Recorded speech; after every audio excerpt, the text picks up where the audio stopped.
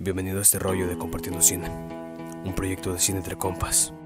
Aquí vamos a cotorrear y hablar con la neta.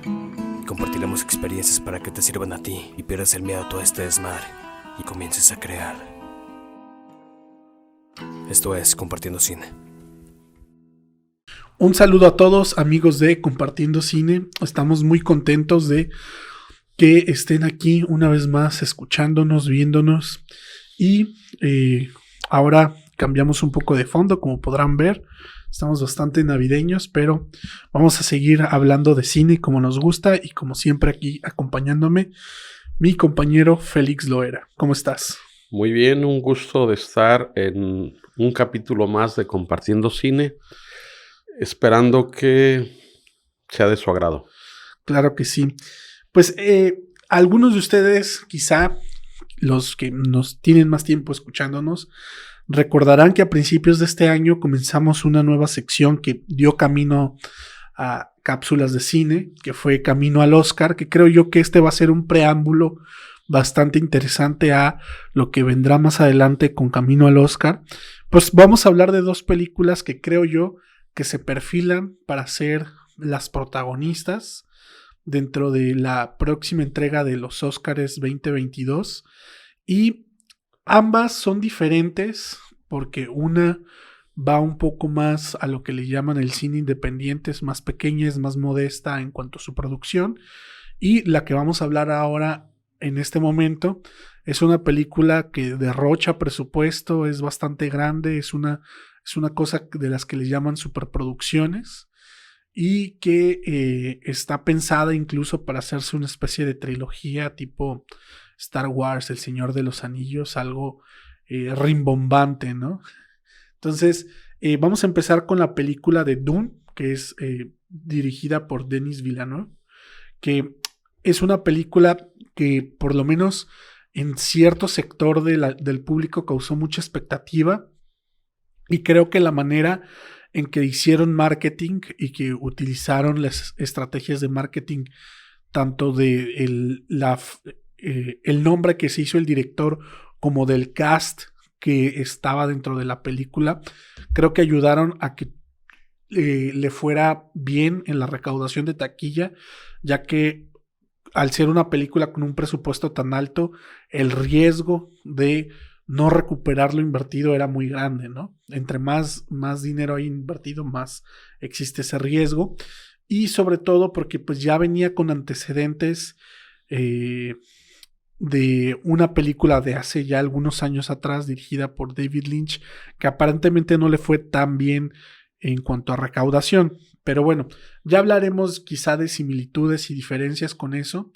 Y creo yo que, como digo, era una película que hasta cierto punto causaba bastante expectativa. Y creo yo que a veces las expectativas pueden nublar un poco nuestro juicio, pero al mismo tiempo nos dejan ver cómo el mismo marketing alimenta esas expectativas, sin importar que eso de alguna u otra manera pueda perjudicar la manera en que se termina recibiendo la obra en sí misma, ¿no? Pero bueno, Félix, no sé qué quieras tú comentar acerca de esta película. Bien, primero hacer hincapié que se trata de llevar a cine una novela de Dune de 1965 y que durante muchos años tenía el récord de ser la novela de ficción más leída. Esto lleva a crear una base de posibles espectadores cuando se haga la película muy importante, y a su vez también de elevar las expectativas. Vaya una comparación, por ejemplo, Cien años de soledad de García Márquez es una novela de un premio Nobel, una novela que se ha leído mucho, se ha traducido a muchos idiomas y que cuando se habla de llevarla al cine genera unas expectativas enormes, ¿no? A manera de comparación, cuando existen tantos lectores tan entusiastas de un libro y se habla de llevarlo al cine, creo yo que automáticamente se generan expectativas. Por lo tanto, creo yo que se intentó tener quienes pudieran asumir ese reto.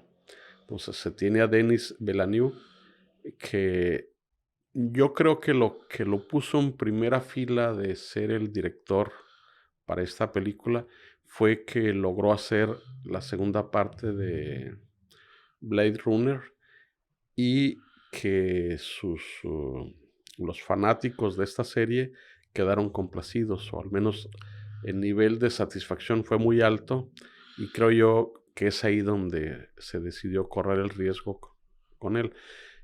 Y al mismo tiempo es un director que pudiera cubrir esas expectativas con un casting muy selecto, es decir, pudiera decirse que cada actor que está ahí porque lo respalda una trayectoria amplia y ha mostrado su capacidad.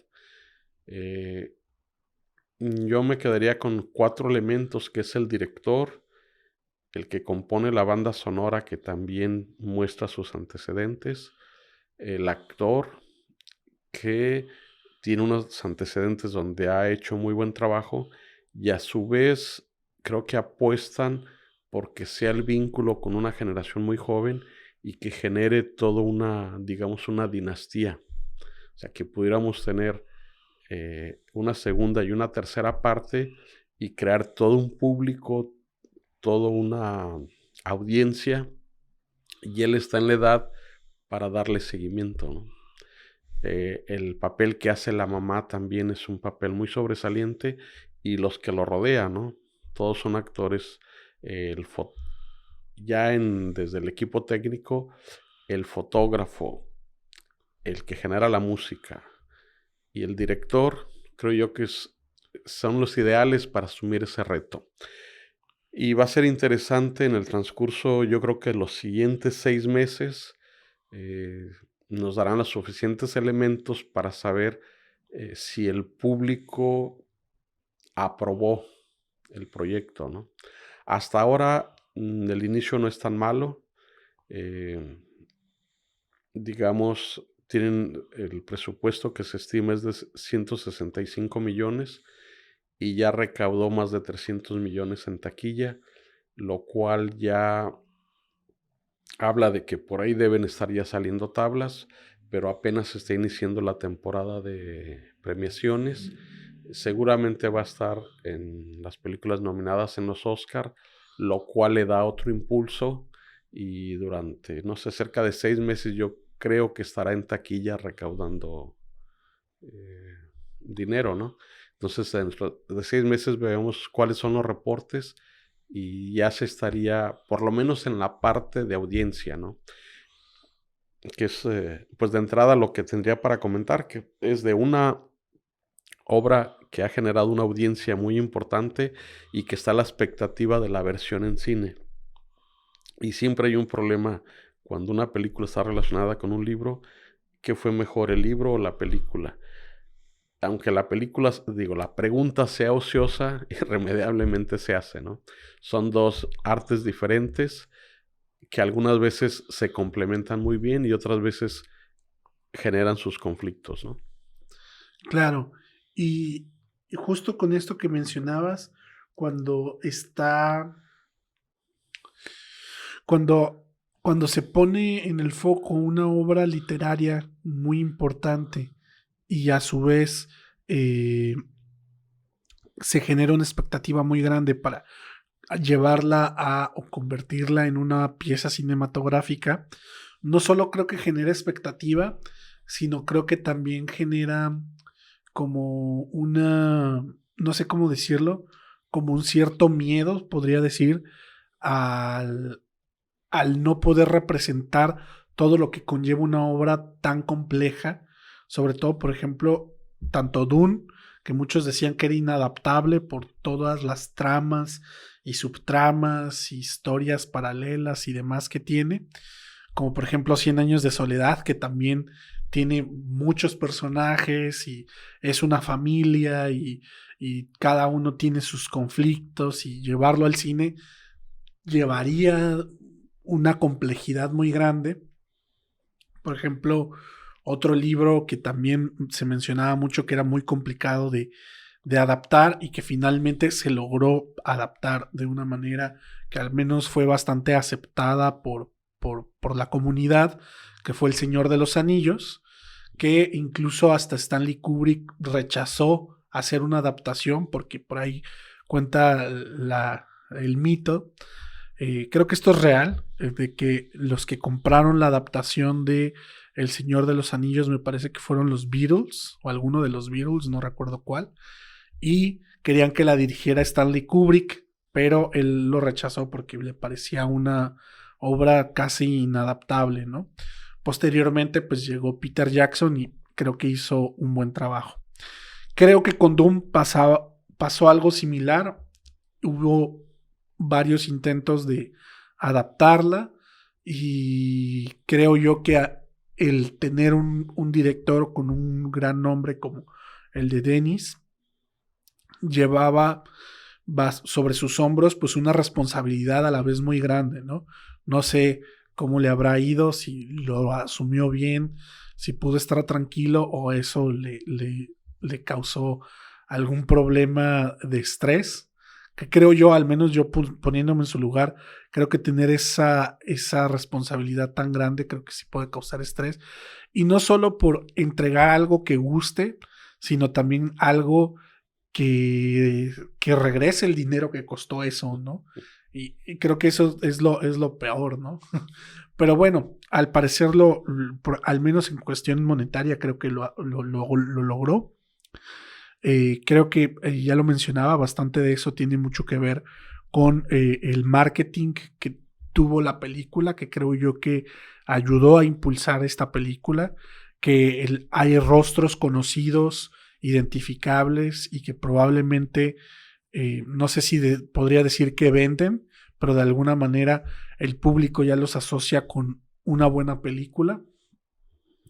Y a la vez también intentó entrar al mainstream de los jóvenes, teniendo dentro de su cast al menos dos figuras muy reconocibles para las audiencias más jóvenes y que se podrían relacionar con ellos, ¿no? Que es el caso de, a ver si no se me va el nombre, Timothée Chalamet y Zendaya. Entonces, tan solo con ellos dos ya también no solo captan al grueso de quien haya visto la primera película o incluso haya leído el libro, sino también a audiencias nuevas que a lo mejor no tenían mucho conocimiento de qué se trataba esto y fueron por alguno de estos dos actores, ¿no? Bien. Un poco revisando quién es Denis Villeneuve. Él es franco-canadiense, nace cerca de Quebec. Su primera etapa es en Canadá y en cine muy independiente. Yo lo ubico en 5 películas. La anterior fue Arrival, por lo cual fue nominado a Mejor Director en los Óscares. Y es una película que llamó la atención con un tema de ciencia ficción, de conflicto, de el encuentro con otra comunidad extraterrestre y enfrentando los retos de cómo entenderse, o sea, cómo traducirse. Y la película, ese es su tema central, es decir, es dos mundos con su lenguaje muy diferente y hay una lucha y expertos buscando hasta que empiezan a encontrar códigos para comunicarse.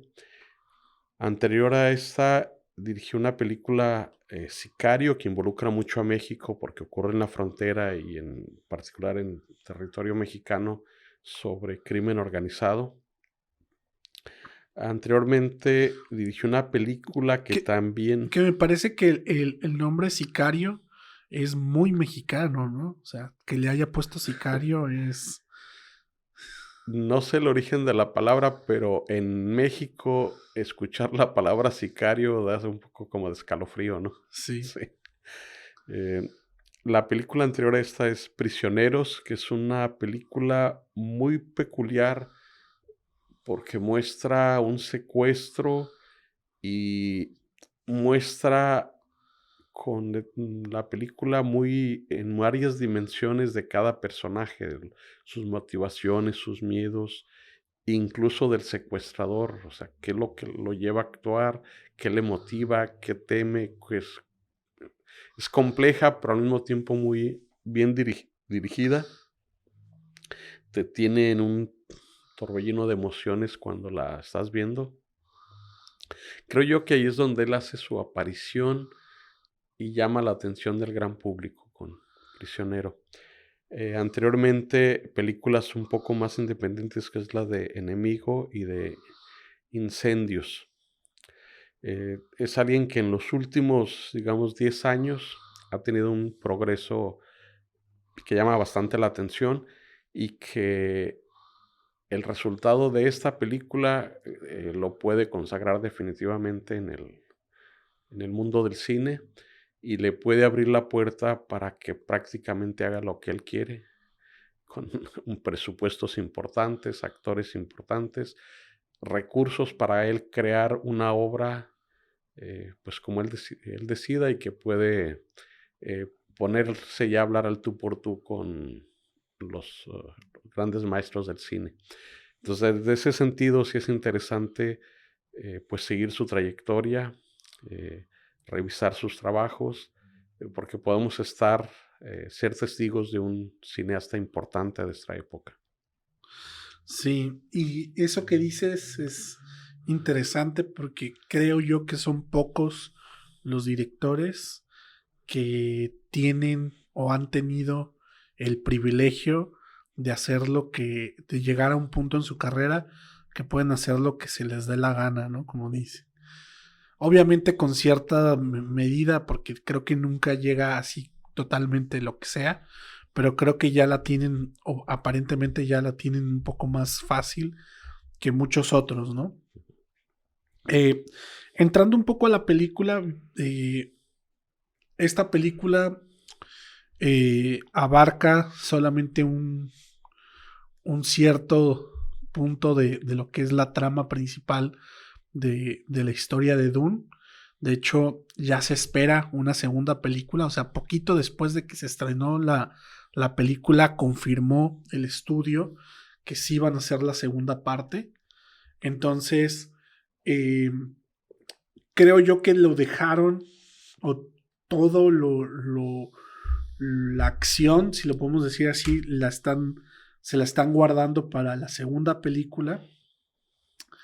Y viendo y escuchando algunos otros puntos de vista y algunos otros críticos, estoy tratando también de crear un punto de vista particular sobre esta película, principalmente porque cuando la vi por primera vez, la fui a ver al cine sin una gran expectativa, porque también Dune no fue, yo creo que algo que me tocó a mí experimentar en su momento, pero veía que estaba causando cierto furor, ¿no? Entonces decía, bueno, creo que es algo que hay que ver, ¿no? Y si bien el planteamiento de la película me parece interesante, o me parece que intenta comunicar algo y lo hace a su manera y a su ritmo, siento yo que hay una parte más o menos como a la mitad de la película donde al menos esa primera vez que la vi en el cine o sea, no pude aguantar. De por sí creo que iba ya un poco cansado y me dormí. O sea, lo debo de admitir aquí en frente del público. Y no sé, creo que por lo menos viendo algunos otros personas que han comentado la película, creo que me siento un poco mejor al darme cuenta que creo que no fui el único que le pasó. Y preguntándome un poco por qué está causando esta somnolencia colectiva a algunos, no a todos. Y creo que tiene que ver, y creo que llegué a ese punto escuchando a alguna otra persona, con la falta de emoción que hay en la película. Creo yo que la película maneja temas que son muy, no sé cómo decirlo, muy de reflexión, muy reflexivos, que creo que si los tomamos como tal, se vuelven y tornan la película muy interesante, pero no hay picos de emoción, ¿no? Como en una película se esperaría, ¿no? Por ejemplo, haciendo una comparación a lo mejor que no vale tanto la pena con Star Wars. Star Wars es quizá la primera, la de A New Hope, creo que a lo contrario es 0% reflexiva, aunque a lo mejor sí puede hacer algún tipo de reflexión, no voy a decir que no, pero es 100% emocional. O sea, una vez que conectas con el protagonista, sabes qué quiere, por qué tienes sus motivaciones y todo. O sea, llegas a la batalla final y te emocionas, ¿no? Y sientes que va a perder y entonces llega el otro y lo salva, ¿no? Perdón si les estoy haciendo spoilers de Star Wars, pero vaya, es emocionante. O sea, la batalla final, que sin hacer un spoiler de esta película, es cero emocionante. O sea, en ningún momento sientes el peligro ni el riesgo. Y creo yo que ahí, no sé si decir que es una falla, pero creo que ahí es donde si pudieran haber conectado con un nuevo público para que siguiera para la segunda película, probablemente no va a querer ver la segunda película, si es que es lo que buscaban.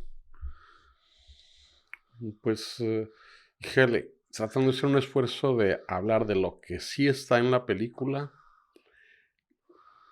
lo que yo vi es un como mantener mucha intensidad en cuanto a planos muy bellos, muy espectaculares y un sentido de música intensa. Entonces, lo que pareciera ser como un continuo éxtasis en cuanto a presentación de...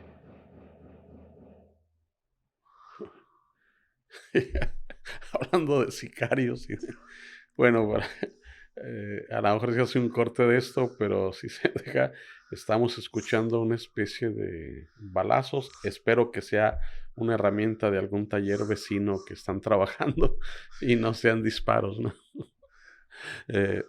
Pero bien, regresando al comentario de la película, veo muchos planos muy bellos, como un esfuerzo de mantener un tono siempre elevado en cuanto a planos bellos, espectaculares y música elevada. Sí veo un esfuerzo como de hacer un planteamiento, como si fuera una obra en 3 actos, es decir, primero te presento todo el entorno, quiénes son los personajes, por qué actúan así, etcétera, y luego la acción viene en la segunda parte.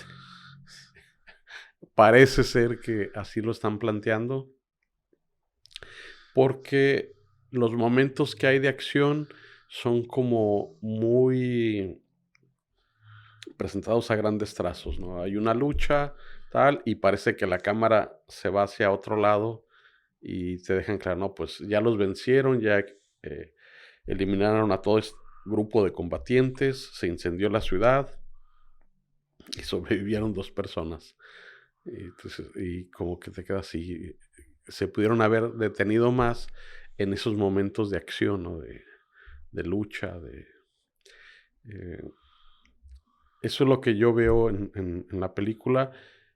Sí hay que hacer un esfuerzo para mantenerse ahí y como preguntarse, ¿qué me están presentando? Hay unas discusiones en cuanto a que así es la obra, es muy introspectiva, es reflexiva, es como un tratado, un ensayo muy filosófico acerca de qué opina o qué espera el que es dominado, cómo piensa el que domina, como la visión del esclavo, del sumiso y la visión del conquistador, como que el autor reflexionó mucho esto, ¿no? Y el reto es si a los lectores esto los atrapó y los llevó, bueno, que vaya una disculpa, yo no he leído el libro, pero entiendo que por ahí va la discusión. Cómo esto lograr mantener la atención en el cine, ¿no? Y si va a crear esa audiencia importante para darle el sustento a esta obra. Y vaya, aunque es de mainstream, yo creo que en el fondo está buscando tener su séquito, su grupo o sus seguidores de culto, ¿no? Entre comillas. Lo que haría que consiguió la Guerra de las Galaxias, El Señor de los Anillos, y que entiendo que esta también sería uno de sus objetivos, ¿no? Crear una audiencia para su cine. Claro. Y viendo, o por lo menos intentando como ya hablar de otras cosas acerca de la película, como cosas que intenta plantear o que están ahí, que creo yo que como bien dices, muchas de las cosas que están en la película vienen desde el material original, pero el tratamiento que se le da tiene mucho que ver también con la visión, ¿no? del director. Eh, Me parece interesante, o por lo menos hay algunos aspectos que sobresalen, es en cuanto al protagonista, ¿no? Creo que le pone un foco especial al aspecto, eh, ¿cómo decirlo?, de sus poderes o de que está aprendiendo a manejar ciertos poderes. Y por otro lado, el hecho de que muchos, o que el lugar donde están lo ven como si fuera un salvador, ¿no? Como un mesías, ¿sí? Y algo que él mismo no asume, ¿no? Y para mí eso llama la atención en sentido de que normalmente el Salvador, o a veces el Salvador, asume o se asume a sí mismo como el Salvador o el héroe, y asumiéndose a sí mismo como el héroe, pues su función es ser el héroe y salvar, ¿no? Pero, ¿qué pasa cuando el héroe no quiere ser el héroe, ¿no? En ese sentido, o por lo menos lanza esa pregunta. Y por otro lado, que vuelvo un poco al punto, deja esa pregunta un poco a la mitad, porque es como, bueno, si quieres saber cómo cómo lo resuelve, pues vamos a ver lo demás, ¿no? Y esto viendo un poco lo que es el proceso mitológico descrito por Joseph Campbell, donde el viaje del héroe, ¿no? Que asume que es el héroe y entonces va tomando ciertas decisiones que lo van llevando a cumplir ciertas cosas. Y aquí yo veo que, a diferencia de eso, sí, a pesar de que él no se asume como tal, va teniendo estas peripecias, pero se queda en los primeros umbrales, ¿no? Y creo yo que por eso hace falta este momento emotivo, porque ni siquiera llega a la mitad del umbral, llega como un cuarto, apenas vamos a entrar a lo que podrías llamar, o sea, un segundo acto, que es donde viene lo importante o el conflicto a desarrollar, ¿no? Como lo que tú decías, solamente hay una especie de planteamiento, y es ahí donde dices, ok, te deja un poco insatisfecho como espectador, desde mi punto de vista. Pero al mismo tiempo, yo no sé cuál era la razón o el objetivo de hacerlo así. Creo que podría haberlo. Pero sí creo que hay maneras de dejar algo incompleto, si se puede decir, pero con técnicas como las el famoso cliffhanger, que es como dejarte a una puerta abierta con cierta emoción de saber, que te dejan viendo qué va a pasar, le va a pasar, se va a morir, no se va a morir. Entonces, como se queda en ese momento, que normalmente lo utilizan ahora mucho en las series, que te dejan ese parte emocionante al final para que te enganches al siguiente episodio para saber qué pasó, ¿no? Entonces, creo yo que pudo haber dejado algo ahí, por ejemplo, sin dejar de hacer un spoiler, volviendo al tema de la batalla esta que se tiene al final. No saber qué sucede con esa batalla, creo que al menos hubiera dejado una duda abierta que nos quisiera conectar con la siguiente película, algo así, ¿no? Y la resuelven, y el resolverla y la manera en cómo se resuelve creo que todavía es más insatisfactorio, ¿no? Entonces, no sé, tengo emociones muy en, eh, diferentes o muy chocantes con esta película. Sí, bueno, aquí vamos a ver si logra captar esa como imaginario colectivo. Se habla de que los héroes que llegan a quedar en la mente, en el imaginario, logran hacer como esa drama y normalmente es un héroe que no es tan consciente de que es héroe, pero que está muy enojado y tiene un reclamo muy fuerte que hacer para él y para su grupo. Que incluso cuando esto ocurre, eh, en global, asumen la historia suya y la adoptan y como que encaja. Digo de ejemplo esto, en fútbol que la mayoría, bueno, a mí me gusta y hay un público muy grande.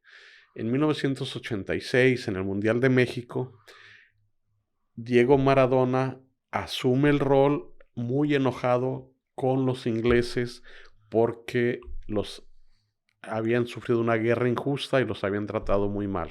Entonces, había un pueblo que tenía esa cuestión de que habían perdido una guerra injusta.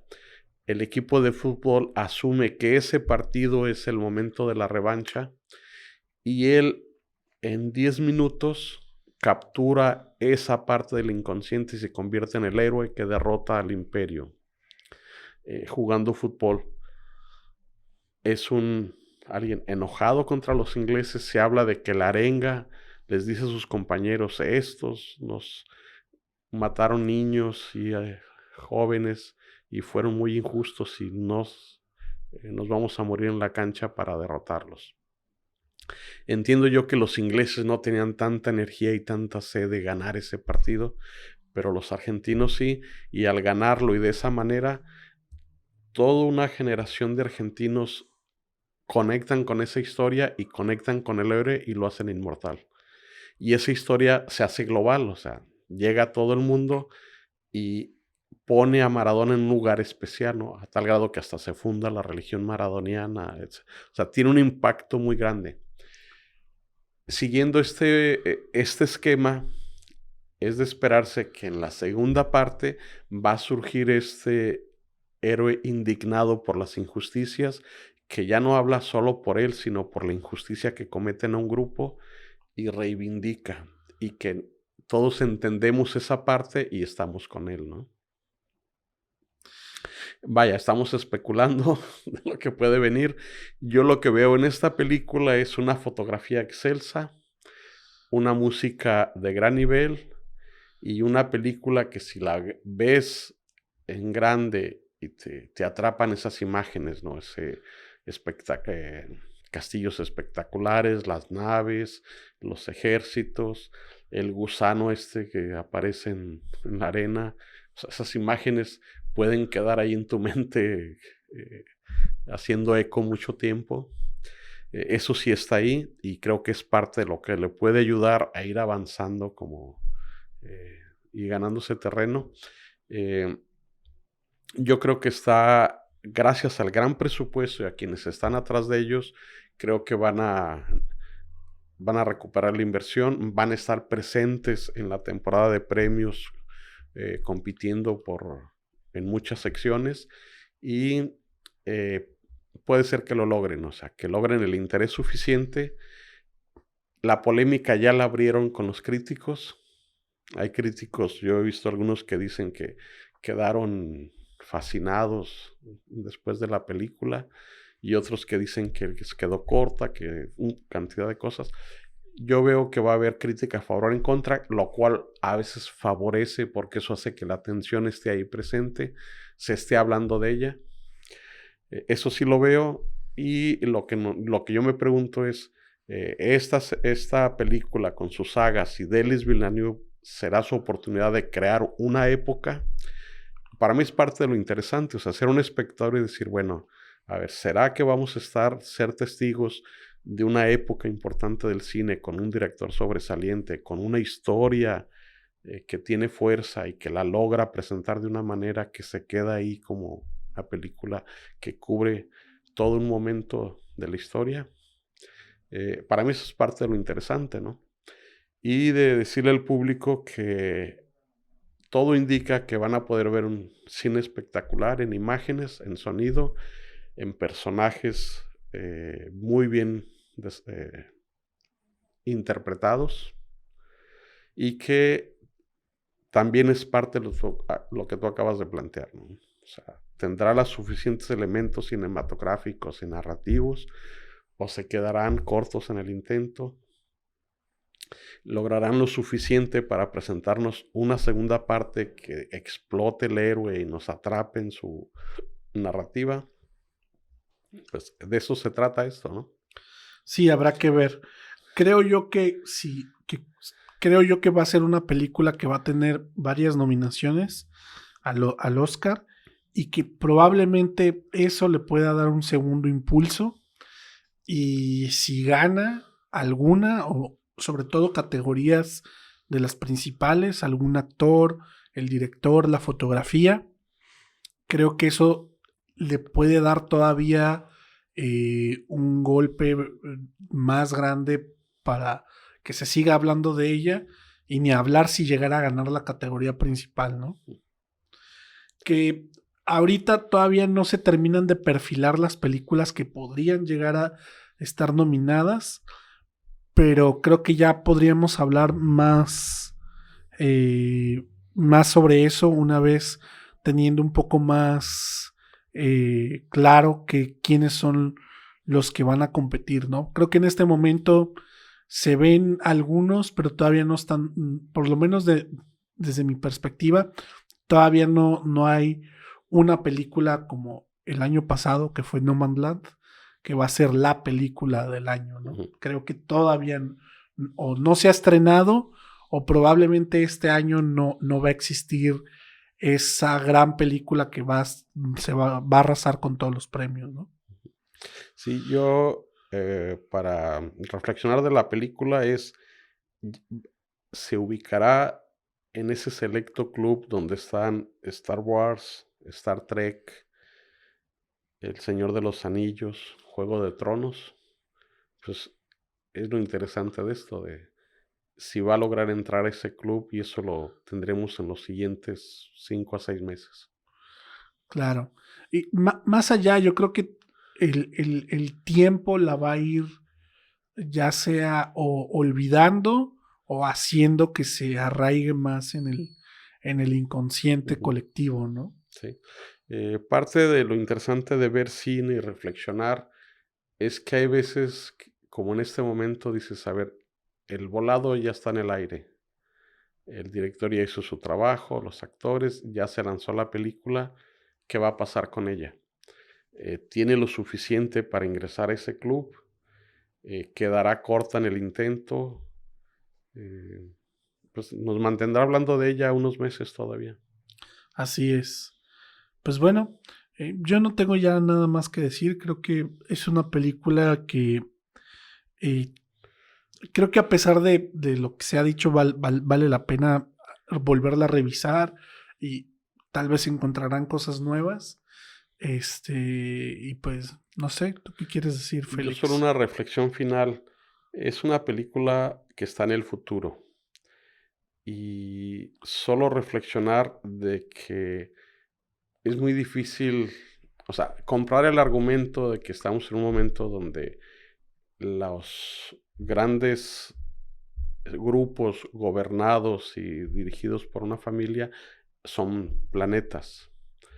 Pero a tantos años como lo plantean, en nuestra generación no podemos imaginar ni entender los cambios que estamos pasando, ¿no?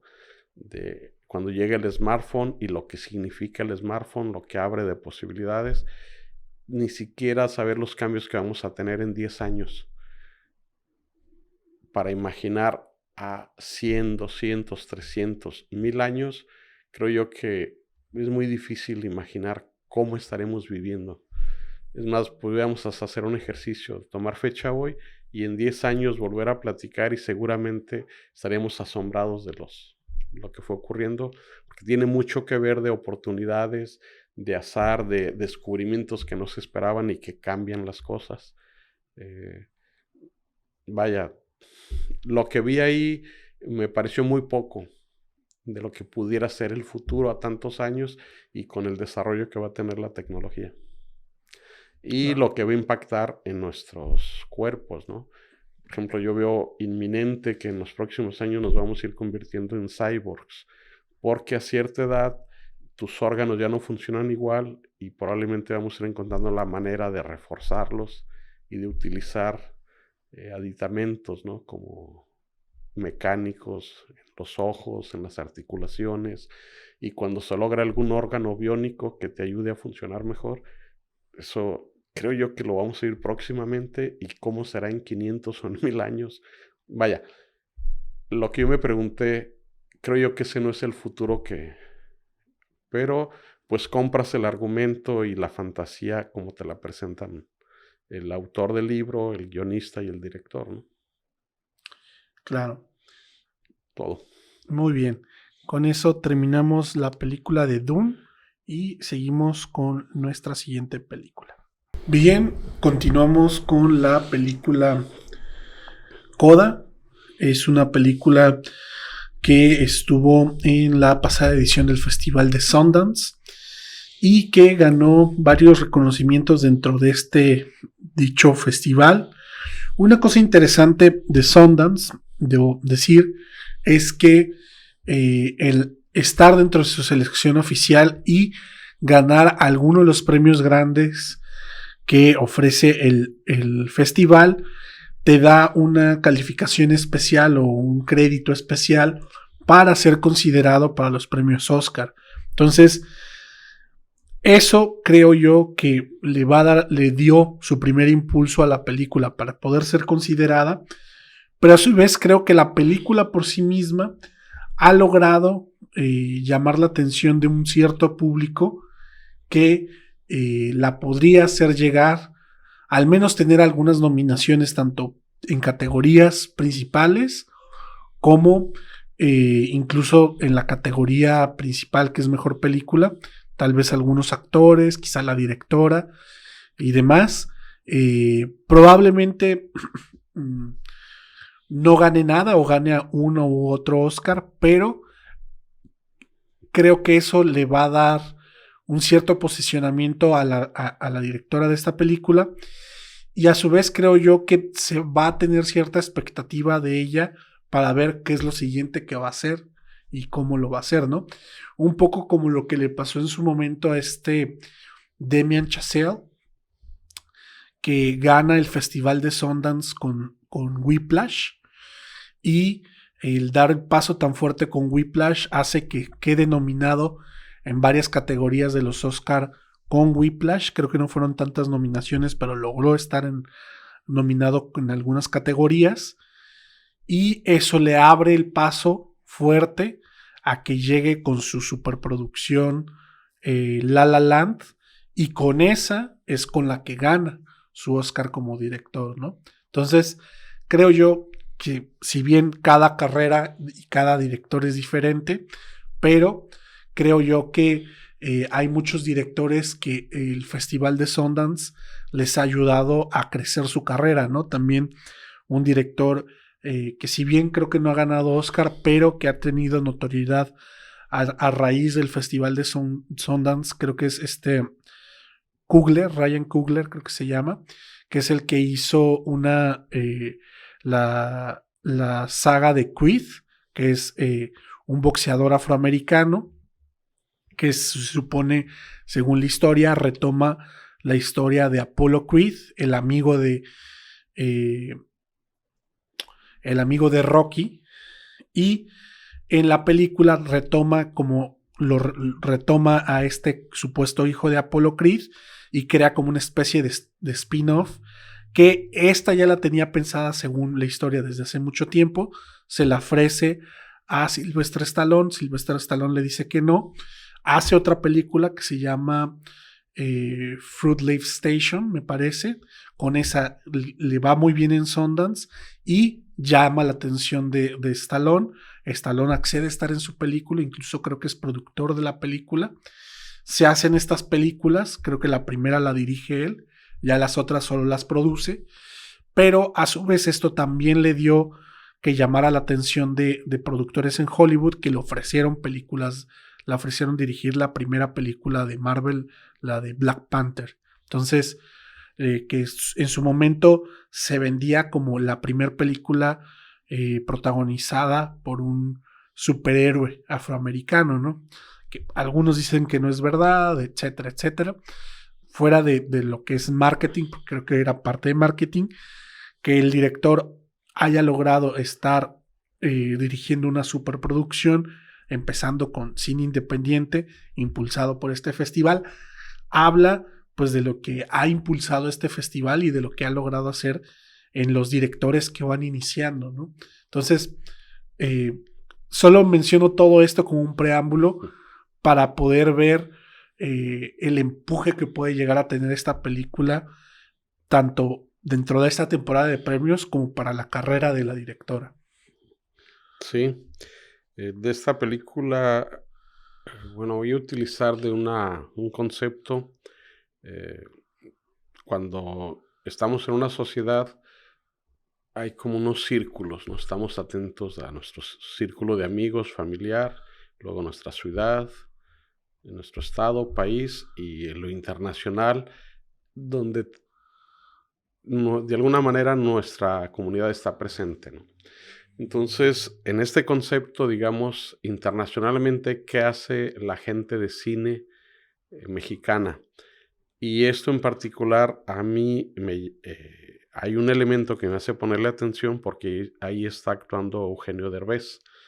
Digamos que ahí es el representante o un representante de lo que sería el cine mexicano.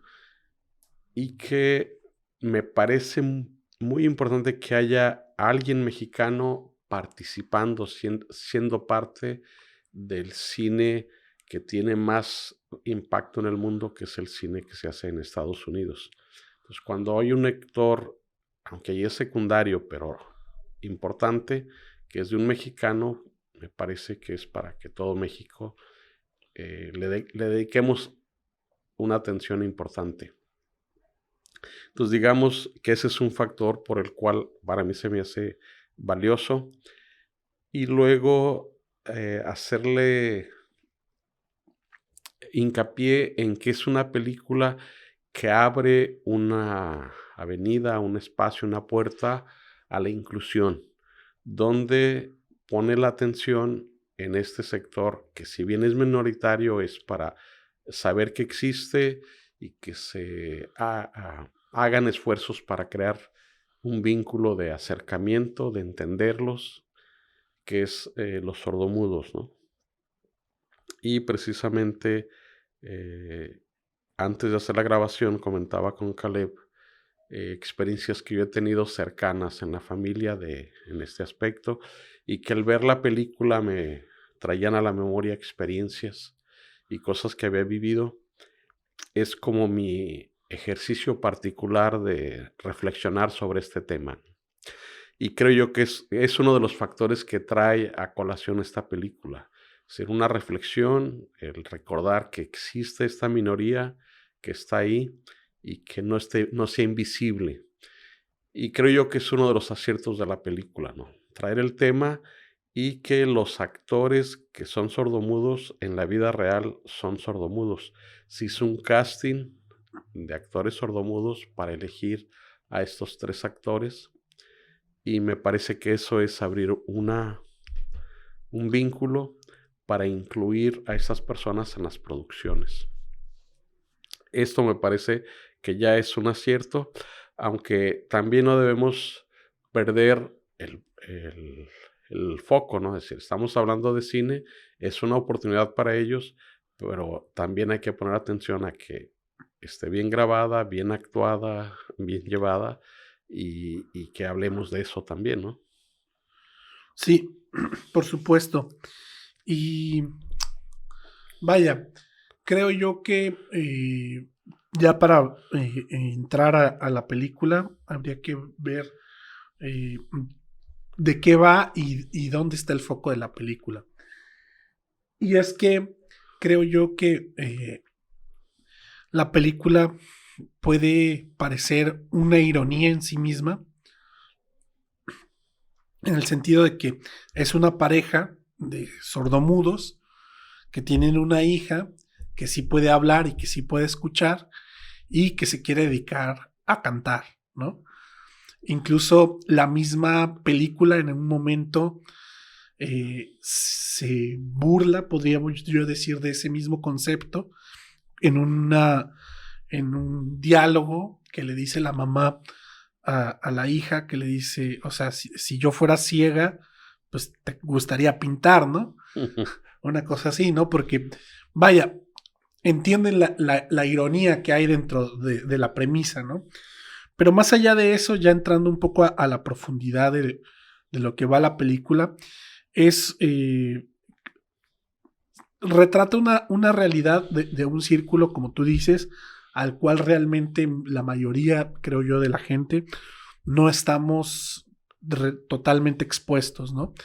Que es una dificultad para comunicarse de personas que tienen esta discapacidad o esta falta de sentido, ¿no? Que es el oído, que de repente no nos damos cuenta de lo importante que es un sentido como la vista, como el oído, para nuestra vida, hasta que vemos que tan solo no tener alguno de estos ya dificulta, ¿no? Algunas cosas. Yo sé que se puede vivir aún sin eso, pero también por otro lado eso hace que algunos, como en el caso del que presenta esta película, se aíslen un poco. Realmente es una familia que vive muy a su modo, muy aislado y muy su vida, y pues el único puente de comunicación que hay entre ellos y el mundo, ¿no?, que existe, pues es la hija, ¿no? Y pareciera que podrían vivir sin ella, pero empiezan a suceder algunas cosas donde nos damos cuenta de la importancia que tiene la hija para con ellos. Hay un evento que creo que no es un spoiler como tal, voy a decirlo sin un contexto como tal. Ellos son pescadores y ella tiene un hermano que también es sordo, ¿no? Toda la familia es sorda. Entonces el papá y el hermano son pescadores y siempre llevan a la hija, que aunque ella parece ser que no les ayuda tanto a las tareas de fuerza, que sí les ayuda, pues ella es sus oídos, ¿no?, dentro del barco. Y llegó un momento donde ella decide no estar ahí y nos damos cuenta pues de las consecuencias que esto tiene, ¿no? Entonces ahí te das cuenta de por qué de alguna manera ellos se sienten excluidos, pero al mismo tiempo ella misma la protagonista se siente atrapada o se siente rehén, si podemos decir, ¿no?, de su familia, porque por un lado quisiera ella vivir su vida o vivir lo que ella considera su sueño, pero siente esta necesidad de tener que ayudarle a su familia, ¿no? Y la historia va de este desprendimiento, tanto de la familia, que tiene que aprender a ver la manera de cómo entrar en un mundo donde no está hecho para ellos, y de la hija de soltar a la familia para poder volar y cumplir sus sueños y no sentir culpa o sentir que ella tiene que estar ahí para resolverle ese problema a la familia, ¿no? Creo yo que podría ser un resumen de la película. Sí, retomando lo que dices, el personaje central es una chica, Coda, que es del inglés hijo de padres Sordos. sordos. En inglés es Child of a Deaf Adults. Ujú. Y ella va creciendo, llega a la edad de 17 años, donde se abre la posibilidad de ir a la universidad. La familia vive de pescar en un barco pequeño, donde ella es un elemento muy importante porque es el enlace. Los acompaña a las asambleas de pescadores, hasta para ir a hacer compras familiares. Ella es la que en el mercado... Y se crea una codependencia, ¿no? Y ella vive el conflicto cuando para ella desarrollarse, ir a la universidad, tiene que separarse del grupo familiar. A su vez, el grupo familiar la necesita mucho. Ese es su conflicto. La película va de cuando ya se plantea el conflicto y cuando todos toman conciencia de esto, cómo se va a negociar y se va a desarrollar esto. En un momento ella es la primera que toma conciencia de esto. Después la familia se da cuenta de lo dependientes que son y de que ella también tiene una vida a desarrollar en la universidad. Y cómo se resuelve esto es la parte por la cual hay que ver la película, Sí. ¿no? No, pero justo en esta codependencia que tienen de comunicación con la hija, o sea, creo que llega un punto donde tan íntimo, donde hasta los acompaña a una cita del doctor, ¿no? Es íntimo y necesario porque le tienen que explicar al doctor que no entiende a los sordomudos de señas qué tienen los No, papás. pero al estar ahí se termina enterando de cosas que a lo mejor un hijo no se quisiera enterar, ¿no? Bueno, eso lo hace particular en este aspecto, porque ella es tan necesaria que se le interprete con el doctor y eso le lleva a enterarse de más cosas de las que normalmente se enterarían. También la película nos plantea un tono donde es una familia muy divertida, muy alegre, con mucho sentido del humor, pero también muy básica en algunas cosas. Son pescadores rudos, donde el papá tiene una sobreactividad sexual con la mamá y como son sordomudos no se dan cuenta los sonidos y los ruidos que hacen y la casa es pequeña y la hija está al tanto de todo esto, ¿no? Y además tiene una manera, su estar sordomudo los hace ver las cosas diferentes y hace que tengan muchas peleas amistosas pero intensas, ¿no? Por ejemplo, van a recogerla a la escuela y ellos llevan un escandalazo porque no oyen, no llevan la música a todo volumen, porque la música para ellos son vibraciones. Entonces el papá lleva rap porque hay mucho bajo y, o sea, sí percibe el bajo y va bien alegre, pero lleva música para toda la cuadra. Y es muy bochornoso para ella decir, oye, ya llegaron por todo el escándalo que traen. Y ella sube y bájenle al volumen, pues ¿qué tiene? Pues ellos son sordos, ¿no? Y como esto van presentando muchas situaciones que son de un humor entre negro y entre grosero y Ácido, ¿no? como el chiste de que llega el papá y suelta una flatulencia y la hija le reclama y dice, no, dice, ¿sabes por qué las flatulencias huelen? Dice, para que las disfrutemos los sordomudos, si no ni cuenta nos daríamos, ¿no? Y toda la película está en ese tono, ¿no? Que te estás con ese humor grosero, no sabes si sentir pena o risa. Ese es el tono de la familia, ¿no? Entonces, en este subcontexto nos van planteando los subtramas, ¿no? De la hija va a la escuela y al estar entre sordomudos, como no necesita hablar, pues habla muy poco y habla como... Entonces, es una extraña en la escuela, ¿no? Entonces, lleva un tiempo como aprender a hablar como hablan en la escuela, que es diferente a su casa. En su casa me imagino que imitaba a los papás y hacía sonidos guturales. Y esto pues, la hace ver una niña muy rara en la escuela, ¿no? trabaja de pescadora, lo que hace que su ropa se impregne a pescado, llega a la escuela, apesta a pescado, recibe el bullying de los compañeros, todo este contexto, ¿no? Sí, es Hasta, una marginal, ¿no? Dentro de la escuela. exactamente, está marginada, pero al mismo tiempo tiene una relación muy intensa y divertida en casa, caótica, pero divertida. Dentro de lo divertido también es amorosa porque sí se quieren y tienen peleas muy intensas, pero muy amorosas también. Y en su crecimiento tiene también un subtrama amoroso, que conoce un chico, que el chico también la ve un poco rara, pero luego la trata y ve que hay otras cosas en ella.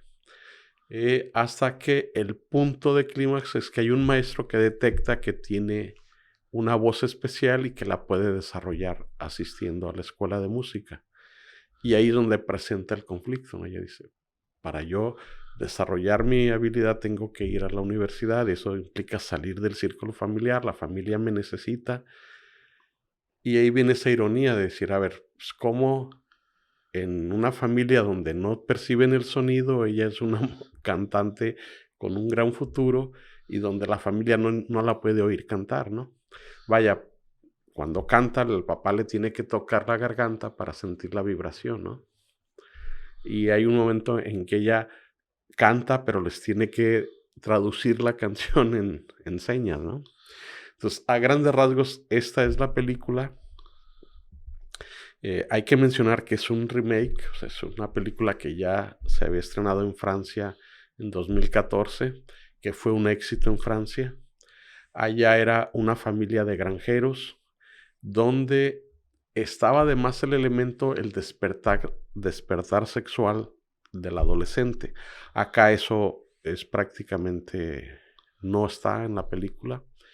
Le agregan, la directora es de Massachusetts, entonces me imagino que entiende el entorno y le fue más fácil que en vez de granjeros fueran una familia de pescadores.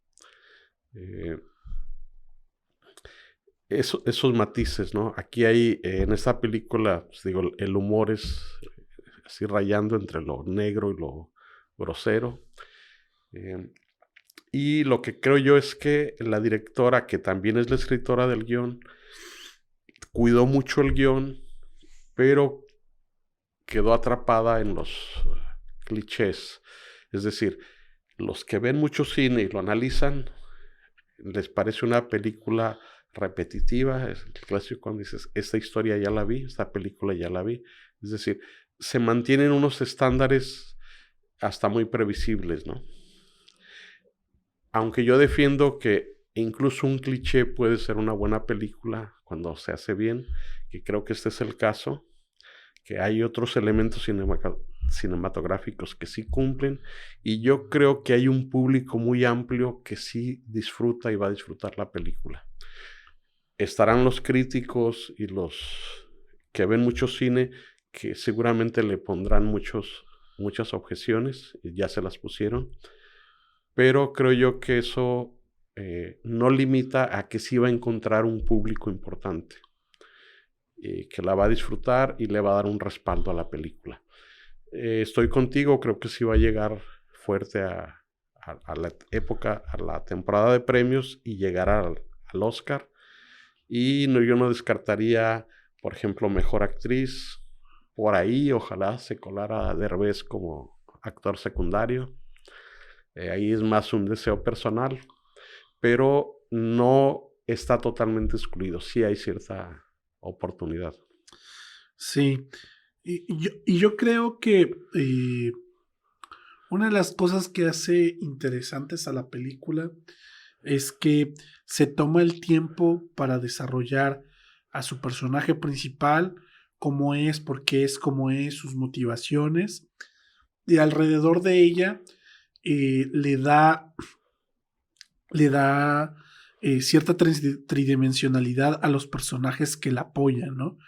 Y le dan eh, cierto tono, como dices, la manera en cómo son, lo que sienten. Por ejemplo, hay un conflicto secundario con el hermano, que el hermano siente que tampoco, o sea, no le gusta que la familia dependa tanto de ella, él quisiera también poder resolver las cosas a su manera, etcétera. Y ese tipo de cosas creo yo que le dan poder relacionarse emocionalmente con la película, ¿no? Creo yo que por lo que mencionabas hace rato que tenía que ver con la manera en que está estructurada, creo que sí, es una manera muy clásica en cómo está planteada la película, ¿no? Está A, B y C, ¿no? O sea, es casi una película de formulita, como algunos dicen, pero eso no hace que descuide a sus personajes y creo yo que es una película que puede conectar con el público. O sea, si alguien se la encuentra, creo que ya no está en el cine en este momento, pero probablemente va a estar en alguna plataforma. Si de repente la ve en la televisión o en Netflix o en alguna plataforma donde vaya a estar y se la ve, no creo que vaya a salir decepcionado, creo que lo va a emocionar y creo que al final es un punto importante de la película, ¿no? Creo que va a encontrar su público y que el público que la vea va a quedar satisfecho con la película. Creo que ese es un punto importante. Y como tú dices, ¿no? Hay muchos chistes. O sea, había cosas que me mataban de la risa, ¿no? Por ejemplo, no solo de los papás, que los papás son, no encuentro ahorita la palabra, pero pues que no les importa quien los escuche, ¿no? Aunque sean sordos, ¿no? Pero incluso hasta se justifican. Pero también, por ejemplo, la protagonista tiene una amiga que le quiere tirar la onda a su hermano y quiere que le diga cómo decirle algo. Sí. Y entonces ella le dice algo que no es y entonces saca de onda al hermano, ¿no? Pero de todos modos más adelante se encuentran y sí pueden entablar ahí como medio una relación y todo. Entonces, ese tipo de detalles hace que te vayas identificando con los personajes, que les vayas agarrando como cierto cariño, ¿no? Entonces, ya al final de cuentas, cuando van pasando los conflictos, pues sí te va importando lo que les está pasando, ¿no? Que si solamente, creo que alguna vez lo hablamos, no en el podcast, sino en una plática personal, si agarras la fórmula y la sigues así al pie de la letra, pero sin desarrollar los personajes, pues a lo mejor sí puedes tener una película que funciona, entre comillas, pero de repente puede que no conecte bien con el público porque al final los personajes son todo, ¿no? Y creo que aquí están los personajes y le dedicaron el tiempo necesario para desarrollarlos. En el caso del personaje de Eugenio Derbez, a lo mejor aquí vamos a estar en desacuerdo. Creo que es de los que menos me pareció desarrollados. No sé si fue por Eugenio o fue por el guión mismo. Parecía que su única motivación es como ayudar a esta chica, que creo que está bien, como el pivote emocional y de todo, pero no va más allá, ¿no? No sé más de su vida, si está casado, si está soltero, como que medio ahí, medio te dicen algunas cosas, pero tampoco las alcanzo a comprender. Y sé, esto sí, porque lo leí hace un tiempo en un artículo, que Eugenio Derbez tuvo la posibilidad de cambiar algunas cosas del guión dentro de su personaje, sobre todo diálogos, para adaptarlos como a su estilo, ¿no? Incluso creo que el nombre del personaje, creo que se llama Bernardo, una cosa así. Bernardo, y exagera la R, sí, porque en inglés no sé. Creo que el nombre era diferente y él le pone Bernardo justamente como para hacer eso, ¿no? Ese tipo de cosas. Entonces, no, eso es uno de los que pusieron ahí muy, muy fuertes. Pero lo menciono porque aún en Estados Unidos me sorprende la influencia que puede llegar a tener Eugenio Derbez a la hora de que le den la oportunidad de mover cosas del guión para un personaje que va a interpretar, ¿no? Que vaya, creo que puede ir con la manera en que lo quiere dirigir la directora, pero vaya, habrá algunos que no les gustaría que hicieran eso, ¿no? Pero vaya, creo que eso es algo muy de Eugenio Derbez. Por ejemplo, también se decía que hizo algo parecido con la película, la de Shrek, que él dobló al personaje del burro. Y dicen que en español los diálogos se volvieron tan icónicos porque él los adaptó, ¿no? Él les movió cosas que muchas veces no tienen casi nada que ver con el diálogo original en inglés, pero le metió algo que se hace que se sienta más, más fresco, ¿no? O sea, o más divertido. Creo que pasó algo similar con eso. Sí, otro aspecto a destacar es que con la temática de los sordomudos hace énfasis quizás no tanto como hacer del sonido un personaje, pero sí sabiendo poner para poder estar en la empatía de los sordomudos, por ejemplo, poner unas escenas donde no hay audio, tratando de ponernos en los zapatos de ellos, ¿no? Y que ellos están observando el mundo, que van pasando cosas, pero sin audio para estar en sus zapatos, ¿no?